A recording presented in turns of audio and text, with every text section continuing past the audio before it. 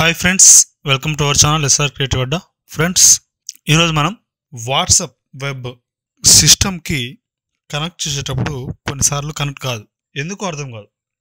మనం మొబైల్లో లింకేడ్ డివైస్ అని క్లిక్ చేసినా మనకు ఎర్రర్ లాగా చూపిస్తుంటుంది. Can't have more than 4 linked devices, అంటే 4 మొబైల్స్ కంటే ఎక్కువ లింక్ చేసుకోలేను నేను అంటుంది.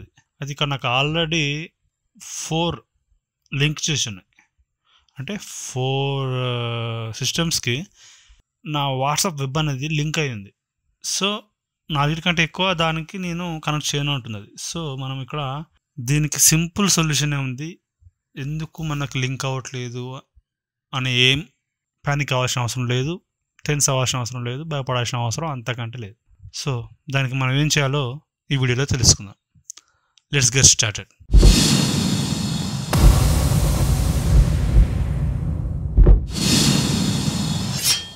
ఫ్రెండ్స్, ముందుగా మనం వాట్సాప్ ఓపెన్ చేసి రైట్ సైడ్ కార్నర్లో 3 డాట్స్ కనిపిస్తున్నాయి కదా, 3 డాట్స్ క్లిక్ చేశాక లింక్డ్ డివైజెస్ అని ఉంది కదా, దాని మీద క్లిక్ చేయాలి.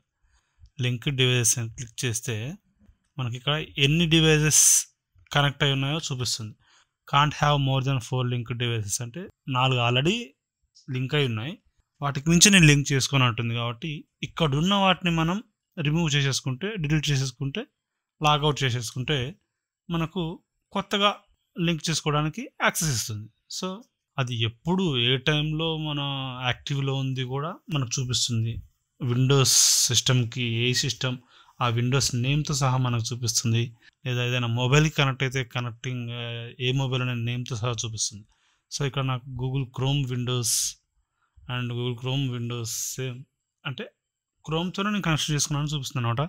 సో ఫస్ట్ దాని మీద లాంగ్ ప్రెస్ చేస్తే మనకి ఇక్కడ ఏం చూస్తుంది, last active yesterday at 5:24 PM. So ఆ డీటెయిల్స్ చూపించింది కదా, అది మనకు అవసరం లేదు. ఒకవేళ మనది కాదనుకుంటే, మనకు తెలియకుండా ఎవరైనా లింక్ అయి ఉంటే కూడా మనం దాన్ని తీసేసుకోవచ్చు. లాగౌట్ అంటే ఆటోమేటిక్గా లాగౌట్ అయిపోతుంది. మనం ఎక్కడైనా ఏ సిస్టంలోనైనా బయటకు వెళ్ళినప్పుడు లింక్ చేసి ఉండి ఒకవేళ వాళ్ళు మనది లాగౌట్ చేయకపోయినా సరే మనం ఈజీగా ఇక్కడి నుంచి దాన్ని లాగౌట్ చేసేయచ్చు. అరే మన డేటా, పర్సనల్ డేటా పోతుందేమో, వాళ్ళ దాంట్లో లాగిన్ చేసి ఉంటే అలానే ఉంటుందేమో అని అస్సలు భయపడాల్సిన అవసరం లేదు. మన ఫోన్లోకి వచ్చి ఇలా లింక్ డివైసెస్కి వెళ్ళి ఏదైతే లాగిన్ ఉందో దానిపై లాంగ్ ప్రెస్ చేసి లాగౌట్ చేసేసుకుంటే ప్రాబ్లం సాల్వ్. సో ఇప్పుడు మనం ఇక్కడ ఉన్న వాటిని లాంగ్ ప్రెస్ చేసి లాగౌట్ చేద్దాం. ఒకటి చేశాను, అండ్ దెన్ ఇంకోటి కూడా తీసేద్దాం. మనకి ఏవైతే అవసరం లేదో వాటన్నిటిని చేసుకున్నా సరిపోతుంది. నెక్స్ట్ ఇప్పుడు మనకి అది లింక్ చేసుకునే ఛాన్స్ ఇస్తుంది. సో లింక్ ఏ డివైస్ మీద క్లిక్ చేస్తే మనకు స్కానర్ ఓపెన్ అవుతుంది.